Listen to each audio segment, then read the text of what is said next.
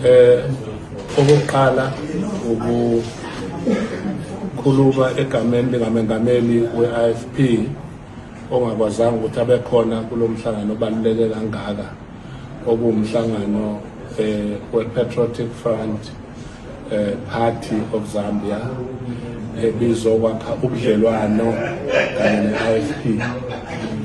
So khumbula ukuthi i-IFP empeleni izalwe khona ngoba i-constitution nje yokuqala ngo-67% we-constitution wakusetshenziswe i-constitution ye-UNIP yaseZambia, nanokuthi uMhlonishwa Kaunda uyena owayethonywe abaholi bonke bamazwe ase-Afrika ukuthi njengoba izwe selinje eNingizimu Afrika, amaqembu onke eboshiwe, umuntu ongakwazi ukwenza i-South Africa ibuyele esimeni sayo, akukho okunye umuntu othembekile ukuthi angenza lokho umntwana kaPhindandeni. Kwase kuno-12 years we-vacuum, ngekho umuntu okhuluma nangoMandela nanoma ubani ngoba uyaboshwa uma wakwenza lokho.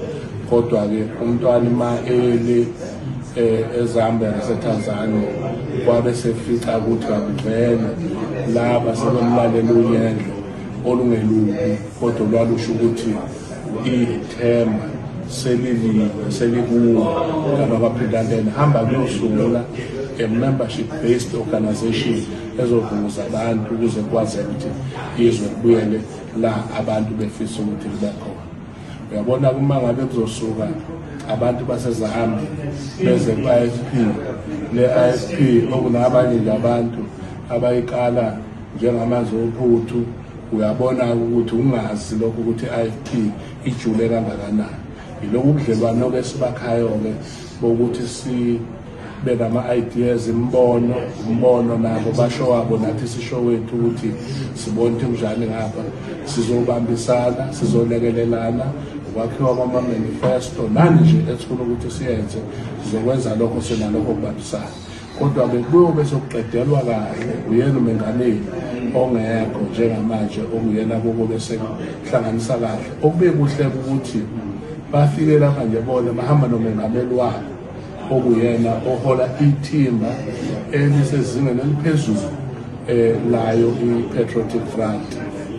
So dlulisa komengameli ukuthi sixoxe safika sokuthi kokunye-ke sokungaxoxwa kwamanye ama-level, mhlawumbe uthola ukuthi upresident uxoxa nopresident, SG uxoxa no-SG usihlalo kazwelonke, nomunye usihlalo kazwelonke, kubonakala ukuthi yini u-Treasurer General axoxa nomunye u-Treasurer General, ukwakha izinto ezingaba zinsiza zokuthi ngisho noma ngabe ukhetho amuyini no-August njengoba kuzoba khona, kodwa indlela lapho izimpela kuzoqhubeka biye phambili. Thina sikuthatha njengokuthi kuwukukhula umzabalazo e-Afrika, ngoba inhloso enkulu kwakuyikho lokho ukuthi i-Afrika ibe yinye, kube nokube nokubambisana.